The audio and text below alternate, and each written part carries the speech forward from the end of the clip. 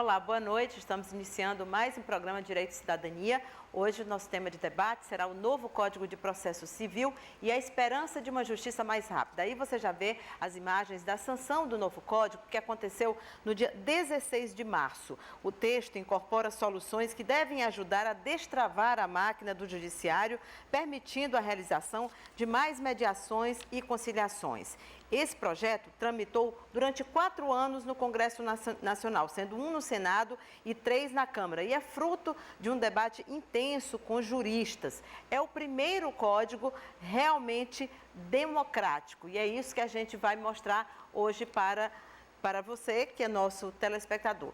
Para debater esse assunto, já estão conosco aqui no estúdio os advogados Jurandir Porto, boa noite. Boa noite. Cláudia Paranaguá e André Luiz. Obrigada pelas presenças, boa noite aos dois.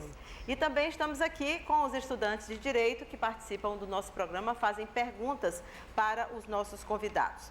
Antes da gente iniciar aqui a discussão com os convidados, nós temos aí uma entrevista do hoje ministro Luiz Fux, que foi o presidente da Comissão de Juristas, que analisou, apreciou todas as propostas que foram encaminhadas e que vai falar para a gente também ao longo desse programa sobre a importância desse código e da forma democrática como ele foi elaborado. Eu costumo dizer que esse é um código da sociedade brasileira, porque ela falou e foi ouvida. Normalmente, até então, os códigos eles eram promulgados sem uma consulta prévia ao segmento jurídico, principalmente. Esse código não, nós obedecemos uma metodologia que nós fizemos audiências públicas em vários estados do país, foram quase uma centena, o Senado fez, a Câmara dos Deputados fez, depois do trabalho aperfeiçoado voltamos a fazer audiências públicas e todos tiveram voz, então a sociedade foi ouvida. E ela teve uma participação muito importante porque, basicamente, 80% das sugestões oferecidas pela comunidade jurídica em audiências públicas, em e-mails e através de memoriais, que foram quase 200, 80% dessas sugestões foram acolhidas. Daqui a pouco a gente tem mais trechos dessa entrevista, mas antes já começamos aqui com as considerações iniciais dos nossos convidados. Boa noite mais uma vez, doutor Jurandir. Boa noite, Cíntia. É um prazer muito grande funcionar neste programa de debates, que é um programa respeitado, acatado, admirado pela sociedade piauiense. Bom, um novo Código de Processo Civil. Primeiramente, eu gostaria de fazer uma diferença para o público entre direito material e direito processual. E depois fazer uma comparação. Os direitos materiais são aqueles que podem ser requisitados, defendidos pelos titulares desse direito. O direito à propriedade, o direito à casa, o direito de família, o direito aos filhos, o poder familiar sobre os filhos, toda sorte de direitos acerca dos quais a pessoa pode ser portadora, titular desses direitos. A posse, a propriedade. Bom, então uma pessoa é portadora desses direitos. E num dado momento esses direitos são violados. Ele tem que ir à justiça buscar a reparação desse direito, a devolução desse direito. Mas, para que ele faça isto, é necessário que faça de determinado modo, obedecendo determinadas regras. Assim como um jogo de futebol tem regras, então o processo, que é o instrumento por intermédio do qual ele vai buscar os seus direitos, também é cheio de regras. Essas regras podem ser racionais, fáceis, de compreensão rápida, a permitir que a pessoa se locomova no mundo do direito com facilidade. É como se houvesse um palácio em que a pessoa penetrasse em busca de seus direitos. Esse palácio fosse bem arejado, fosse bem iluminado, os seus compartimentos em que a pessoa, o titular de um direito, soubesse trilhar para alcançar a proteção, a tutela desses direitos. Então, o direito processual, isso para que o povo, o grande público compreenda, o direito processual é direito instrumental. São as regras do jogo para que os portadores de direitos que tenham sido ofendidos, que tenham sido lesados ou estejam na iminência de serem lesionados, as pessoas busquem a proteção. Esse Código de Processo Civil é importantíssimo para que a sociedade possa ter segurança nos seus direitos, para que ela possa ter mais esperança em que, ingressando com um processo para a defesa de seus direitos, esse processo vai ser decidido em tempo razoável, de modo que esse processo é um veículo também de paz social. Ele foi feito com a simplicidade das coisas que nascem para ter sucesso. Os códigos anteriores eram ornados de muita tecnicidade, obedecendo a padrões estéticos. Eram catedrais, mas esse não. É um código de processo, é um instrumento que se coloca à disposição do povo em geral para que esse povo possa entrar na justiça, tenha acesso à justiça em defesa de seus direitos. De modo que foi efetivamente um grande avanço e nós vamos aqui analisar os avanços, os pontos principais desse código.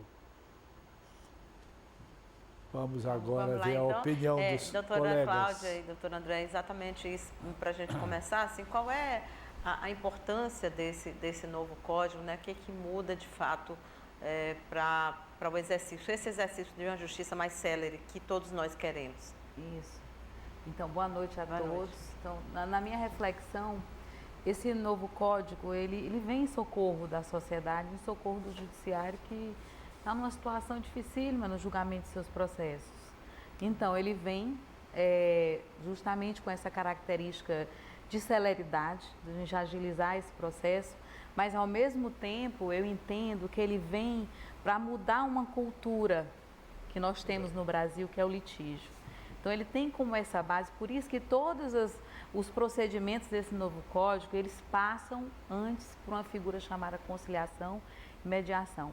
Então, eu acho que a característica principal é essa mudança de pensamento do brasileiro sempre buscar o litígio, quando na realidade teríamos que pacificar as situações e buscar uma solução mais eficiente, que realmente traduza a justiça e a pacificação social. Então, é muito importante esse código, é um código moderno, é um código onde foi buscado vários outros códigos da Europa, inclusive, que estão numa justiça muito mais moderna, entendeu? E como o ministro Fux falou, também ouvindo a sociedade, porque é um código que vem depois de 88, da nossa Constituição de 88, então ele vem com mudanças significativas. Não sei se agora é o momento da gente colocar, por exemplo, que para todos os processos judiciais, eles vão ter que primeiro passar por essa audiência de conciliação, antes de ser contestado, antes de trazer o contraditório para o processo, porque muitas vezes você precisa tão somente de um mediador preparado, de um conciliador preparado para fazer o encontro de direitos e resolver aquela questão processual. Então, esse é um ponto fundamental. E um outro ponto que eu destaco, é importantíssimo, é que esse código ele dá autonomia para as partes. Você, como parte, você pode chegar e dizer, olha, eu quero o meu procedimento dessa forma. Quer dizer, não é o juiz que vai determinar como vai ser o procedimento que você quer ali discutir. Então, você vai ter uma inovação trazida para esse código, em que você vai ter essa autonomia. As partes, olha, nós decidimos que os prazos do nosso processo serão de tantos dias. Nós decidimos que não vai haver audiência. Nós decidimos que não queremos perícia. Nós decidimos que não queremos recorrer da decisão do juiz. Então, tudo isso permite uma participação maior uma também participação, do cidadão, uma autonomia de vontade das partes para dizer, olha, queremos resolver o nosso problema dessa forma. E o juiz ele vai estar lá sendo o maestro novo paradigma da justiça. São esses pontos que eu estou destacando agora, que eu acho importante. Doutor André, na sua visão também, qual é o significado dessas mudanças? Boa noite a todos, é um prazer estar participando do seu programa. Bem, como já bem colocado pelo Dr. Jurandir e pela doutora Cláudia, essa inovação legislativa que surgiu no nosso ordenamento jurídico fez com que surgisse um novo paradigma que nós teremos aí prazo de um pouco menos de um ano para nos adaptarmos a essas novas mudanças que serão implementadas justamente no momento de aplicar, né, a norma processual que busca garantir o bem da vida, que é garantido pelas leis, né, pelo direito material, como bem explicado pelo Dr. Jurandir. Então, houve uma mudança muito significativa, justamente no sentido, como bem colocado, o princípio da colaboração das partes. As partes, como bem explicitado lá no Código de Processo Civil novo, ela impõe o dever da boa-fé, impõe o dever da lealdade, né, impõe sanções para aquele que não haja, né, no intuito de garantir a boa-fé e a lealdade processual. Isso já existia também no Código de Processo Civil anterior, mas nesse novo código, o juiz ele age de forma muito mais, vamos dizer, repressiva. Inclusive, várias vezes o código ele elenca como um ato atentatório à dignidade da justiça, quando as partes agem, né, de forma que buscam se locupletar, né, ter vantagens indevidas, ferindo o princípio da boa-fé. Outro aspecto bastante importante que eu visualizo é que o artigo 1º do novo CPC, ele faz a alusão a que os direitos fundamentais previstos na Constituição Federal de 1988 são aplicados a todo o processo. A doutrina e a jurisprudência já fazia isso há muito tempo, né, justamente, e os próprios operadores do direito, os advogados, Ministério Público, os defensores e juízes, já o faziam, seja fazendo suas petições, seus recursos, suas defesas, sentenças e acordos, né, aplicando a norma processual de acordo com a Constituição. E o primeiro artigo do novo CPC já faz essa obrigação, né, de que toda norma processual tem que estar de acordo com os princípios, né, e os direitos fundamentais que a Constituição nos garante. Ou seja, a Constituição Federal de 88, ela é a base do qual todo o nosso Código de Processo Civil terá que se fundamentar. E isso, de certa forma, faz com que a Constituição deixe de ter, né, aquele mero aspecto de, vamos dizer assim, de leitura, ou então de idealização de direitos fundamentais. E o próprio operador, seja o advogado, seja o defensor, seja o juiz, né, Ministério Público, né, vão já com essa imposição legal aplicar em todo o processo civil, né, esses direitos, né, fundamentais, né, previstos na Constituição. Só para a gente explicar para o telespectador, o novo código foi sancionado em março, mas ele tem um ano para entrar em vigor, né? Queria que algum de vocês explicasse, porque muitas vezes os telespectadores já estão aí animados, né, com essas novidades e nem todo mundo compreende como é que de fato funciona. Esse período de vacácio é importante porque a norma nova, no caso, o novo Código de Processo Civil, já vai servindo de inspiração, embora ainda não vigente, às novas decisões.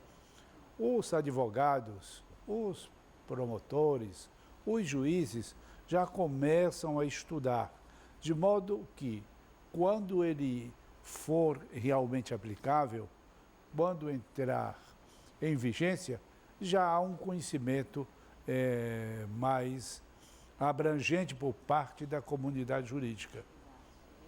Ele não entra de sopetão. Inclusive, durante esse tempo, o juiz ele pode, inclusive, fazer as referências já ao novo código. Pode? Nesse Pois é, eu ia período, até perguntar ele se já pode podia. fazer já essas referências, os advogados já se preparando para entrar em vigor do nosso código de 2015. Tá certo, a gente vai, é claro, detalhar mais sobre esse novo código. No próximo bloco também tem as perguntas dos estudantes para os nossos convidados. A gente volta já já com o programa Direito e Cidadania.